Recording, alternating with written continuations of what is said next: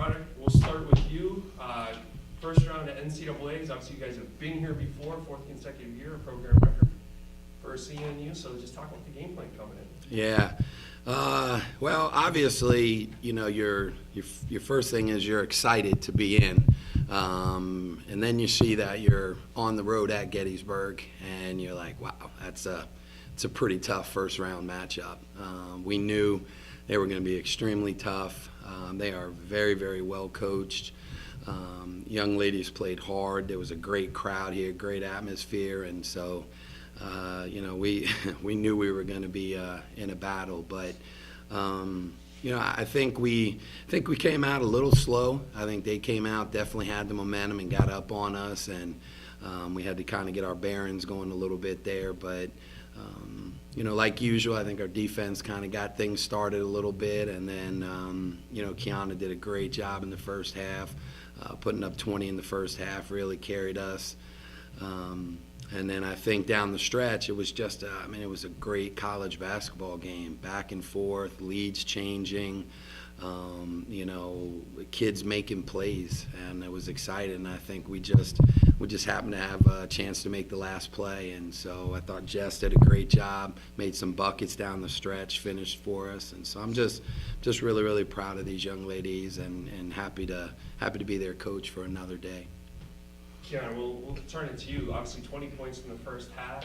I think I saw everything out there: three-pointers, step back, layup. You know, I mean, you were just showcasing your entire skill set out there. What was working for you in the first half?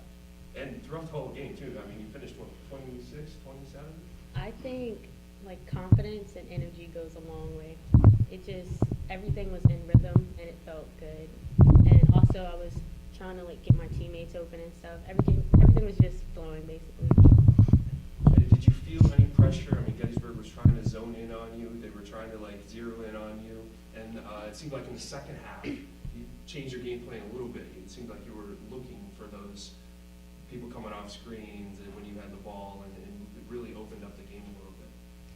I mean, when someone, like, scores a certain amount, they usually, you know, change their game plan a little bit, but it's my job to adjust and figure out what other things I can do in order to make us successful, and that's basically what happened. And it worked. Good. Jessica, turning to you, of course, you're battling down low with the Gettysburg forwards in the front court. You reestablished yourself early, too, with some good post moves and some good putbacks as well. What was the focus with, you know, Kiana hitting on all the hitting from outside, from everywhere? You know, what was working for you there? I think always the big game plan is just posting hard, because as many people as I can draw in is always going to open up shots and other things for other people. So if I can get that, and then once my guards start to hit their shots, people start to run out, and then that leaves me open down low. And like when Key's flowing, if I'm flowing, that's like a hard matchup for anybody. So I think always working together and making sure we're doing what we can for the team first, and maybe that's passing the ball, or maybe that's making the next shot, but it's always about working together. Coach, I think the pivotal moment in the game really came late. Gettysburg had that surge. They went up 72-65. And it's 72-66. Mm-hmm. Yep, up 6. Gettysburg was ready to come out. Jeff Cook, favorite time. Good. On it, though. 72-66. You know, timeout's called. You get a break in the action. Words of inspiration coming from you, Coach Broderick? You know what? I think we just helping them realize, just trying to get that fire, keep that energy. I think we needed a little bit of a blow there. We weren't making as many subs, so I just wanted to give those guys kind of a chance to catch their breath a little bit. You know, we had a nice play there for a three-pointer, and put us within 3, and I think that was huge, getting some stops there. You know, a lot of things that don't show up in the stats, which I think was probably a turning point in the game, is, you know, the charge on Garen, and you know, Howdy Shell has been doing it for a whole career. I've 25 years coaching. I've never coached a kid that takes more charges in my life. You know, she's had games with 4 charges in one game. So, you know, Garen really did a nice job in the second half, was really hurting us. And so being able to get her out of there, I think then they struggle with their ball handling a little bit more against our pressure. So I think that was a huge play down the stretch. And Jessica, of course, you had that layup too that really gave the team the lead late. Talk about that play, how it developed. I think I know I had missed a lot of my first attempt shots, but it's only matters the next shot.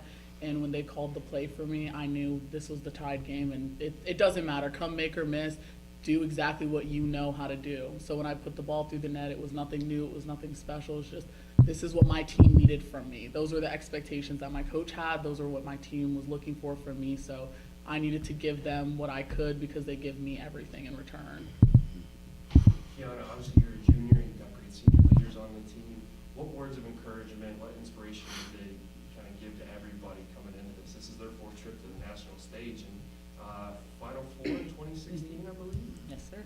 They basically told us to just go out and play as hard as we can, no matter the score, no matter what's going on, like everything that's going on in the game, it doesn't matter. Just play as hard as you can, and then we'll figure out what happens at the end of the game. Coach, looking ahead to tomorrow, Mount St. Mary, they just had up and down battle with Westfield State. Right. Definitely a different style of basketball from Westfield State. Yeah. What do you look for tomorrow? What are you guys? Yeah. What are you guys going to talk I- about? Come on. Yeah, I was. Not specific. Yeah. Well, we don't have any specifics yet, so I can't share anything with you. But, I thought about for Mount St. Mary, if it was to work out this way, Westfield and us probably are the only two teams really in the country that play at the speed we play at. And so I'm thinking these guys are like, holy cow, I'm coming in here and we just got to go. And they may not, necessarily play that way. But, I got a chance to watch most of the game. But, to be down, whatever they were, 11, 12 early, and, they just really hung in there. 30 did a great job for them, very well coached, kept their composure.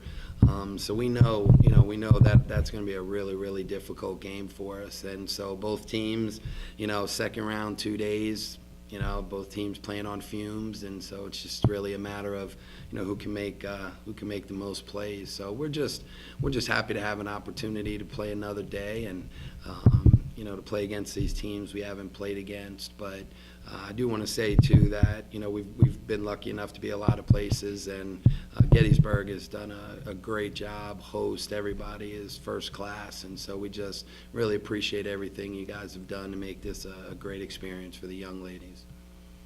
Thanks. I would love to have done that, but I'm sure Jack has a question. Jessica, so you were you were a freshman on the team that went to the Final Four? I was a sophomore. Oh, you were? Okay. Yes, sir. So how do you compare this team with that team? Honestly, I'm going to say those are kind of non-comparables. I mean, when I went my sophomore year, we definitely had a little bit more experience. We had some sophomores, we had juniors, a lot of junior leadership who had been playing for 2 years. And I think that really helped drive us to the Final Four. But when I look at our team this year, even though we're young, we're hungry. Everyone's hungry. Everyone's willing to give everything we've got. And we may be a little bit less experienced than other teams, but there's no one else with more heart or more energy than we have right now. So I think this team is just phenomenal. So I think we have just as much likelihood as we've ever had to do it again than I did my sophomore year. Coach, the press gave the Bullets trouble early. They called a timeout, and then it looks like they made some adjustments. But, Yep. I mean, you still kept getting turnovers out of your press throughout the game. Yeah. Do you agree? I mean, Yeah, yep, they forced us. I mean, we've got, numerous different types of presses. So we just kind of roll with one and then switch to the next one and kept going. And so I thought after initial beginning, they really did a nice job against our first press, and we switched up a little bit more. But, I knew Coach would have them ready to go. They hit some big shots. To be up and with having, both Dorschmeyer and Guerin on the bench for a lot of the first half and to really increase the lead, that made me a little nervous with them being so fresh in the second half. And I thought Guerin really showed it with both of them. I think they only played like 7 minutes in the first half. So, we're not gonna stop pressing, whether it's make, miss, dead ball. I mean, that's what we do. You know, our young ladies don't know how to play any other way. So we've just got to keep doing what we do and change and put them in positions to be successful. And you know, Sandra Fan got in some foul trouble early, which was tough, and so we had some other people step up. You know, I thought even though Julia Hobbs only played 4 minutes, I mean, she really provided a nice spark for us there, hit some buckets. She always brings great energy. So, yeah, I mean, just definitely got to keep it going. But I knew a lot of veterans, too, junior guards. I mean, you looked at them, they're a very veteran team. They had been here before. So we knew we had our hands full, and then especially, obviously, on their court. I mean, there was almost 1,000 people here. So that's a great crowd for a women's Division III basketball game. You're down 14 in the first half. Kiana brings you back almost single. Kiana, what was were you conscious of what was happening, or what was your mindset there? I was Is very, that as hot as you ever been, or? I was very conscious. I kept looking at the score. But I I think it just, was like 11 points in 90 seconds. I didn't do the math, but it was Yeah. something like that. well, I'm supposed to attack the basket anyway, but everything was falling, so I just kept it going. And then when I get going, everyone gets going, and we got it rolling.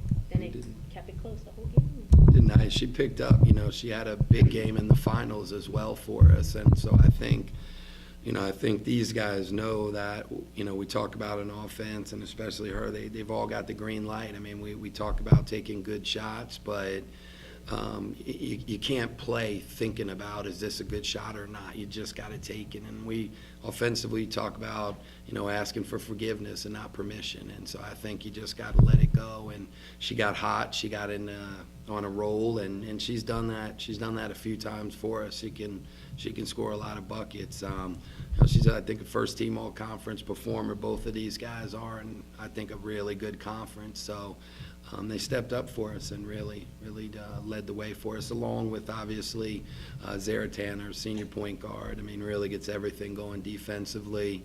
Madison Howdy-Shell, like I said, doesn't show up in the stats, but she's so key in our presses and charges, and then just everyone else really stepping up and contributing. So it's a great team effort. Today's game might have prepared them out, not say Mary, for what they're going to see from you tomorrow. Yeah. I mean, similar deep full court. Yeah. 20 minutes or 40 minutes of extreme discomfort. Yeah. We call it captain's chaos. That's our term for it. But yeah, you know, similar but different. You know, I mean, they're more their Grinnell, a little bit more. I don't want to say hokey, but yeah. But 1 minute, everyone comes in and shoot. You know, we're not happy that we gave up 78 points. I like to tell people we try to average 80, but we try not to give up 70. So our goal is not to outscore people. I mean, we're still trying to defend, but you know, Gettysburg hit a lot of shots, especially in the first half. They knocked all their free throws down. I mean, almost 90% from the free throw line. You know, I thought it was a pretty good officiated game. I think we both had some gripes here and there, but I think that's probably what it is. If both coaches feel similar, then I think they're doing a pretty good job. But so yeah, I just thought it was a really good college basketball game. Both of them, watching to have two games like that, just phenomenal for the fans. You know.